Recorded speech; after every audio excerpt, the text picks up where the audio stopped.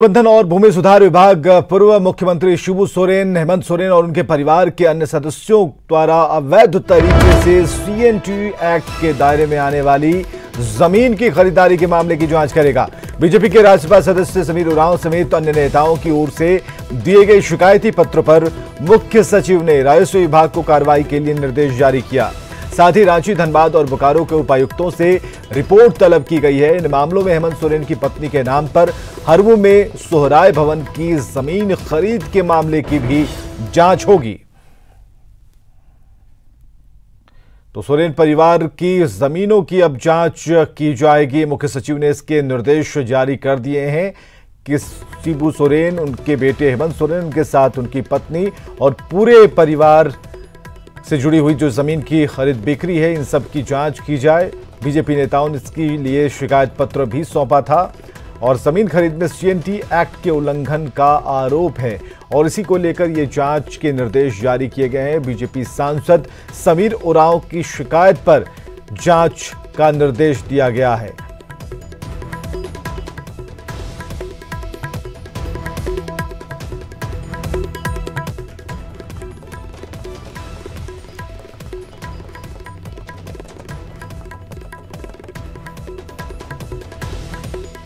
तो रांची से इस वक्त की बड़ी खबर, जहां बीजेपी सांसद की शिकायत पर कार्रवाई और सोहराय भवन की जमीन खरीद मामले की भी जांच होगी।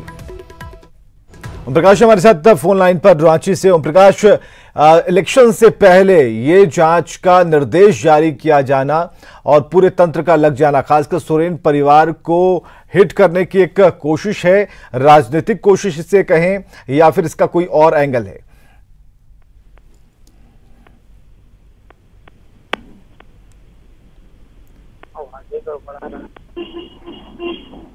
ओम प्रकाश, तो बड़ी खबर इस वक्त हम आपको बता रहे हैं, सोरेन परिवार की जमीनों की जांच होनी है। बीजेपी सांसद समीर उरांव और तमाम बीजेपी लीडर्स ने एक शिकायत पत्र जारी किया है और हेमंत सोरेन की पत्नी के नाम पर हरमू में जो सोहराय भवन है, इसकी भी जांच होगी कि जो जमीन है वो किस जमीन पर बनाई गई है, क्या नियम कानूनों को ताक पर रखकर उस जमीन का इस्तेमाल तो निजी इस्तेमाल के लिए नहीं किया गया। ये सारी चीजें इस पूरे निर्देश के दायरे में हैं। महाराष्ट्र में फिर एनडीए की सरकार बनने जा रही है। विधानसभा चुनाव में बीजेपी शिवसेना गठबंधन को पूर्ण बहुमत मिला है, लेकिन हरियाणा में किसी भी पार्टी को स्पष्ट बहुमत तो नहीं मिला। बीजेपी सबसे बड़ी पार्टी बनकर उभरी है, लेकिन जादुई आंकड़े को छूने में नाकाम रही। दोनों राज्यों के विधानसभा के परिणामों से जहां झारखंड के विपक्षी दलों में नई जान आई है, वहीं बीजेपी को जनता ने कड़ा संदेश दिया है।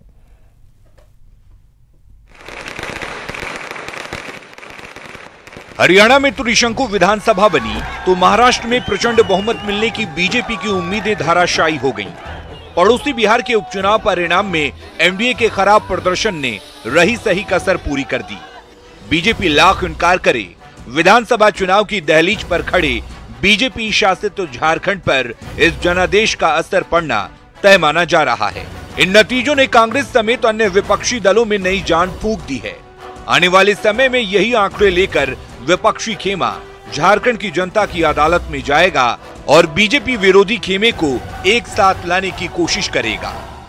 ये जो घमंड और जिस तरह का जो समस्याएं जनता की है, जनता से दूर भारतीय जनता पार्टी हो रही है, धीरे धीरे जनता अब इनको सबक अवश्य सिखाएगी। असर पड़ गया पहले से है और इसका तो अब जो वो सोचे, जो बीजेपी में जाने के लिए होड़ लगाए हुए थे, वो सोचे, दोबारा सोचे कि जाना चाहिए कि नहीं जाना चाहिए। झारखंड में अब तक आपसी खींचतान में उलझे विपक्षी दल ताजा नतीजों से एक बार फिर न सिर्फ एकजुट होंगे, बल्कि उन्हें बीजेपी विरोधी वोटर्स को गोलबंद करने का भी मौका मिल गया है।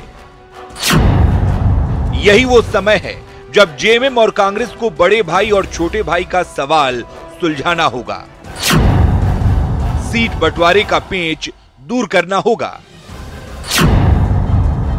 जेवीएम, आरजेडी और लेफ्ट समेत अन्य छोटे छोटे दलों को साथ लाना होगा और तमाम मतभेद भुलाकर संयुक्त चुनाव अभियान में जुट जाना होगा। झारखंड की कुछ सीटों पर एनडीए खेमे की कमजोर कड़ी ढूंढकर भी विपक्षी दल कमाल दिखा सकते हैं। बीजेपी की जो जनाधार है वो धीरे धीरे घसक रही है। अब लोग महसूस कर रहे हैं कहीं ना कहीं उन्होंने कुछ गलतियां की हैं और इसका परिणाम आने वाले चुनाव में निश्चित रूप से देखने को मिलेगा।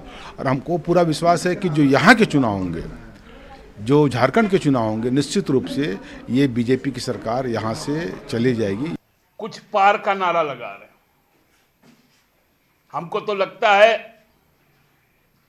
कि झारखंड की जनता भारतीय जनता पार्टी को राज्य सीमा से तड़ी पार सुनाने जा रही है। झारखंड में लोकसभा की 14 में से 12 सीटें झटकने के बाद बीजेपी ने 81 सीटों वाली विधानसभा में 65+ का मिशन तय कर रखा है।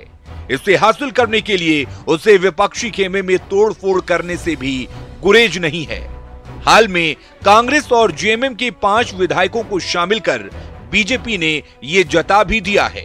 वहीं झारखंड में पहली बार 5 साल तक सरकार चलाने वाले सीएम रघुवर दास आत्मविश्वास से लबरेज दिख रहे हैं।